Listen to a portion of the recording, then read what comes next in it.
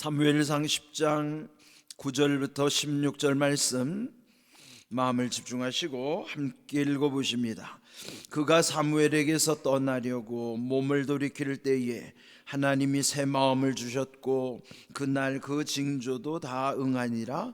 그들이 산에 이를 때에 선지자의 무리가 그를 영접하고 하나님의 영이 사울에게 크게 임함으로 그가 그들 중에서 예언을 하니 전에 사울을 알던 모든 사람들이 사울이 선지자들과 함께 예언함을 보고 서로 이르되 기스의 아들에게 무슨 일이 일어났느냐, 사울도 선지자들 중에 있느냐 하고, 그곳에 어떤 사람은 말하여 이르되 그들의 아버지가 누구냐 한지라. 그러므로 속담이 되어 이르되 사울도 선지자들 중에 있느냐 하더라.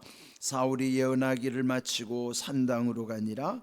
사울의 숙부가 사울과 그의 사환에게 이르되 너희가 어디로 갔더냐? 사울이 이르되 암나귀들을 찾다가 찾지 못함으로 사무엘에게로 갔었나이다 하니, 사울의 숙부가 이르되 청하노니 사무엘이 너희에게 이른 말을 내게 말하라 하니라. 사울이 그의 숙부에게 말하되 그가 암나귀들을 찾았다고 우리에게 분명히 말하더이다 하고, 사무엘이 말하던 나라의 일은 말하지 아니하니라. 아멘. 지난 시간의 제목이 변하여 새 사람 되리라 였죠. 그것은 이 사무엘을 만난 사울의 그 사무엘을 만나기 이전과 이후에 변화된 모습을 이 성경에도 기록해 주신 것처럼, 올해 이제 2024년도를 시작하는 우리에게도 어제 주일에 주신 말씀처럼 우리도 변하여 새 사람이 되어야 올 한 해도 모든 것이 새로워질 수 있다 하는 것이죠. 오늘 주신 말씀은 계속 이어지는데요. 이제 앞서서 사무엘이 사울에게 이렇게 너에게 징조가 있을 것이다 그러면서 변하여 새 사람이 되리라 그렇게 말씀해 준 것이죠. 오늘 읽은 9절을 보시면은 그가 사무엘에게서 떠나려고 몸을 돌이킬 때에 하나님이 새 마음을 주셨고 그날 그 징조도 다 응하니라. 다 응했다는 것은 다 응답되었다 그런 말씀입니다. 올해 우리 교회 표가 응답되리라 그 말씀인 것처럼, 이 사무엘이 앞서 이 사울에게 일어날 세 가지 징조가 있었어요. 그 세 가지 징조가 다 응답됐다 하는 말씀입니다. 지난 시간에 그 세 가지 징조는 그 사울이 자기 고향으로 돌아가는 길에 세 부류의 사람들을 만나게 될 것이라는 것이었죠. 이제 어제 그 말씀 2절에 보시면은 첫 번째 부류는 그 라헬의 묘실 옆을 지날 때에 두 사람을 통해서 내가 찾고 있는 아버지의 잃어버린 암나귀들을 찾게 됐다 하는 그 첫 번째 응답.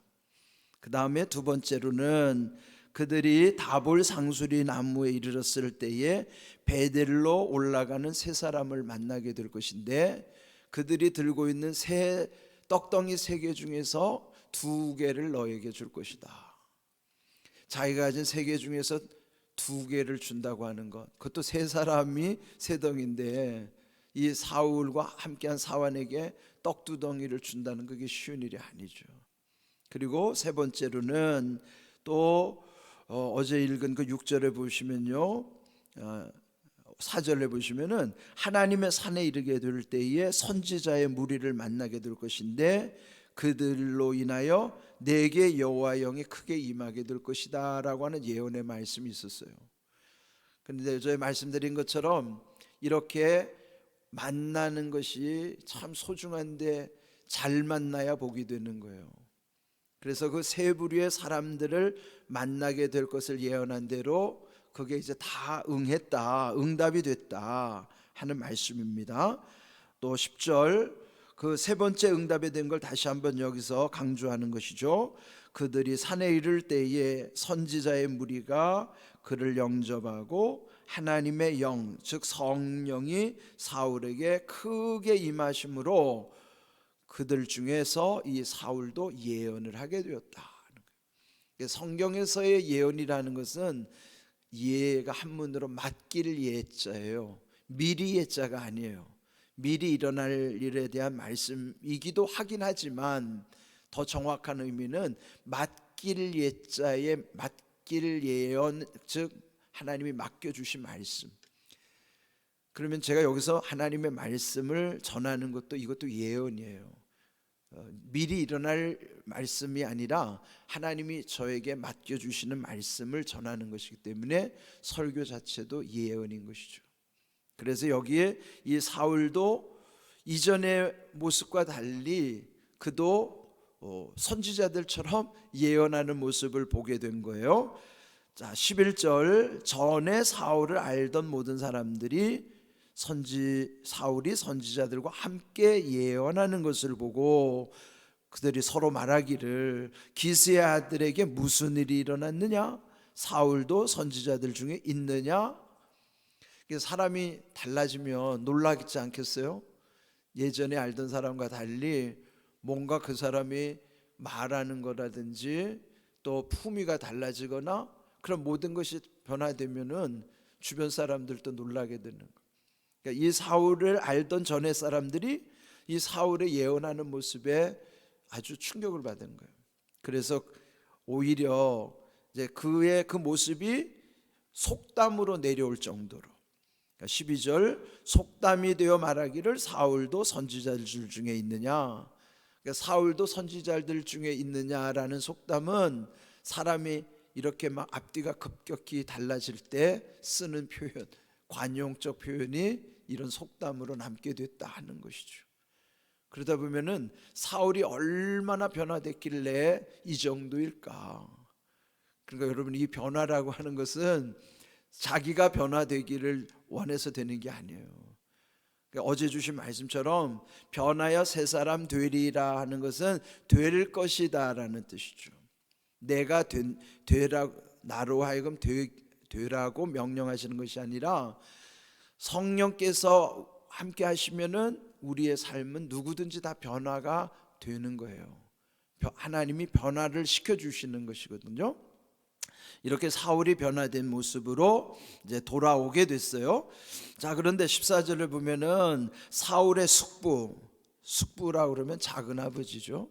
이 사울의 작은 아버지가 이제 올해 모처럼 돌아온 사울과 사원에게 묻는 거예요. 너희가 어디로 갔다 왔느냐? 그러니까 지금 아버지의 잃어버린 암나귀를 찾아 여러 날을 헤매다가 사무엘을 만나게 돼서 자기가 기름 부음을 받고 첫 그 나라의 초대 왕이 되는 놀라운 일을 지금 사울이 겪어왔잖아요. 그러니 이 숙부가 물어본 것이죠. 어디로 갔더냐? 그럴 때 아버지의 잃어버린 암나귀를 찾다가 찾지 못함으로 사무엘에게 갔었나이다. 처음에 목적은 잃어버린 암나귀를 찾으러 갔는데 그거를 못 찾고 헤매다가 마침내 사무엘 선지자를 만나는 거예요. 자기가 찾으려는 걸 찾지 못하고 오히려 더 좋은 만남을 얻게 된 거예요.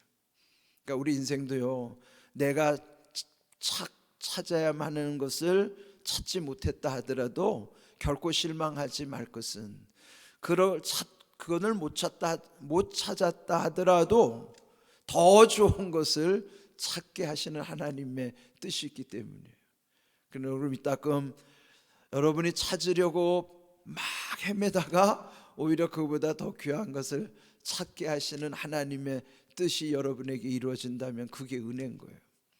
그러니까 여러분, 새해에 낙심하지 말 것은 우리의 방향만 보십시오. 방향만 옳다면, 내 삶이 하나님을 등지고 가는 삶이 아니라 주님을 향하여 가는 바른 방향이라고 한다면 순간 방황하더라도, 또는 찾아야 하는 것을 찾지 못했다 할지라도, 또는 내가 기도하는 것이 지금 당장 이루어지지 않았다 할지라도 낙심하지 마세요. 인생은 빨리 가고자 하는 속도에 속기 쉽지만 속도보다 중요한 것은 방향이라고 그러잖아요. 아무리 빨리 간들 잘못된 방향으로 가면 거긴 죽는 길이에요. 망하는 길이라고. 그러나 조금 더디게 가더라도 방향이 바르게 가야 그게 빠른 길로 가는 거예요. 그래서 올해도요, 여러분이 주님을 향하고 인생의 방향만 바르다고 하면 지금 당장 여러분에게 구하는 것이나 찾는 것이나 그런 또 두드리는 것이나 그에 이루어지지 않는다 하더라도 낙심하지 마십시오. 여기 지금 사울이 자기의 체험을 말하는 거야. 내가 잃어버린 암나귀를 찾으러 갔다가 그거는 못 찾았는데 오히려 사무엘 선지자를 만나게 됐습니다. 예? 암나귀를 찾다가 찾지 못하고 사무엘에게로 갔으나이다. 그런데 결국은 사무엘 만나서 그 암나귀까지 찾게 됐잖아요. 그러니까 우리 인생은요, 이게 계산대로 되는 것도 아니고 자기가 원하는 대로 되는 것도 아니에요. 그래서 우리는 늘 하나님의 섭리를 믿고 하나님의 뜻 앞에 겸손해야 되는 거예요. 우리가 살펴야 하는 것은 계속 강조하지만 방향이에요. 하나님을 향하고 있느냐, 올바른 방향을 가고 있느냐, 그것만 맞으면 낙심하지 마십시오. 그래서 여기 사무엘이 고백한 대로 이렇게 사울이 고백한 대로 사무엘을 만난 것이 이 숙부에게는 또 다른 관심이에요. 호기심이죠. 그 당시 사무엘은 당대의 최고의 유명한 인물이에요. 그러니 그 최고 유명한 인물 사무엘을 만났다고 하니 혹시 사무엘이 너한테 무슨 말 해주더냐 궁금하지 않겠어요? 호기심으로 물어보는 거예요. 자, 그런데 여기 이제 중요한 교훈이 있습니다. 16절, 사울이 그 숙부에게 말하기를 그가 암나귀들을 찾았다고 우리에게 분명히 말하더이다 하고, 사무엘이 정말 중요한 메시지는 뭐냐면 사무엘이 말해줬던 메시지 중에는 나라의 일, 그게 뭐예요? 사울이 왕 되는 거예요. 그 말은 자기 숙부에게 말하지 않았다 하는 거예요. 그래서 오늘 제목이 말하되 말하지 아니하니라. 말이라고 다 하는 게 아니라 이 말이에요. 말해도 상관없는 것도 있지만 말해서는 안 되는 말이 있어요. 그런데 이 사울이 지혜가 있는 거죠. 지금 거기서 있었던 말 그냥 다 쏟아내면 안 되는 말이잖아요.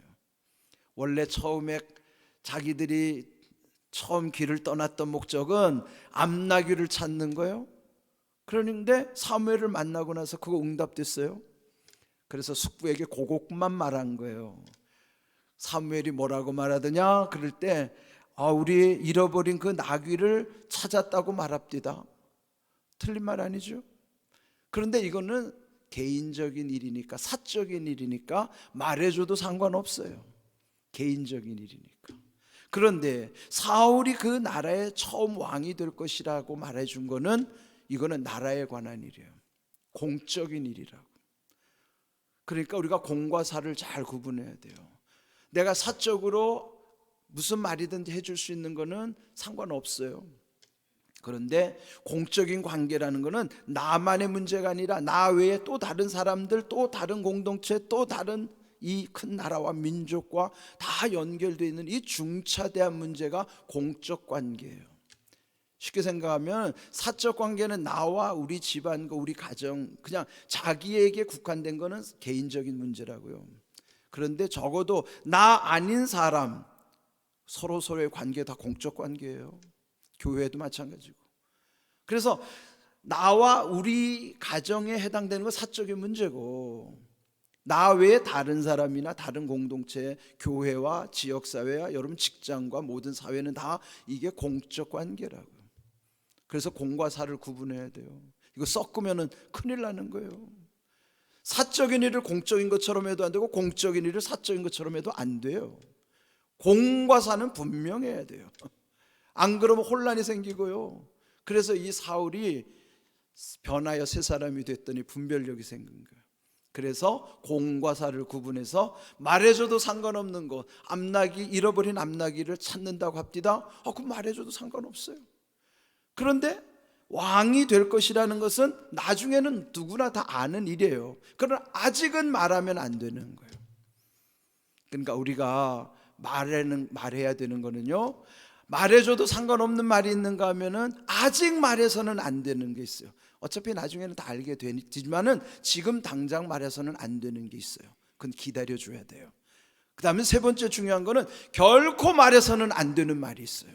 그게 뭘까요? 남의 허물, 험담, 비난, 흉보는 거, 부정적인 말, 이런 거는 결코 해서는 안 돼요.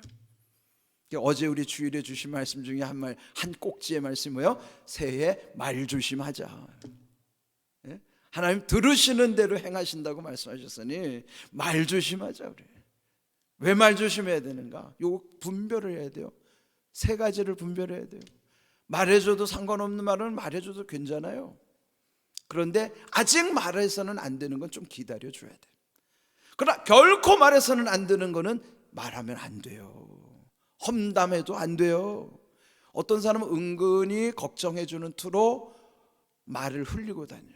가령 요즘은 하도 시대가 험하니까요, 그 집안에 뭐 누구 자녀들이 이혼하는 문제, 뭐 또 그 집에 어떤 우환이 당한 문제, 그건 말해주면 안 되는 문제라고.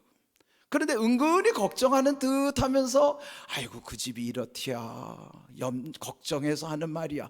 그거는 걱정해서 하는 말이 아니에요. 그걸 빌미로 삼아가지고 비난하는 말이라고. 그런 말 하면 안 돼요. 남이 들어서 덕이 안 되는 말은 결코 해서는 안 된다고요. 이 세 가지를 잘 구분해야 된다. 그래서 잠언 25장 11절에도요 이렇게 중요한 말씀을 하셔요. 같이 읽어봅니다. 경우에 합당한 말은 아로새긴 은쟁반의 금사관이라. 경우에 합당한 말이 뭐예요? 지금 말씀드린 대로 이런 경우를 잘 가리는 거예요. 말해도 상관없는 말, 이건 괜찮아요. 아무 말해줘도 돼요. 그러나 아직 말해서는 안 될 말은 좀 참아줘야 돼. 그 다음에 결코 말해서는 안 되는 거는 절대로 말하면 안 돼요. 이거를 잘 경우에 합당하게 말하는 것은 어떤 거냐? 마치 아로새긴 은쟁반의 금사과와 같다 그러는 거예요. 한번 그림을 그려보세요. 아로새긴 은쟁반 위에 금사과를 딱 놓아보면은 이런 것을 의미로 말해서 금상첨화라 그러는 거예요.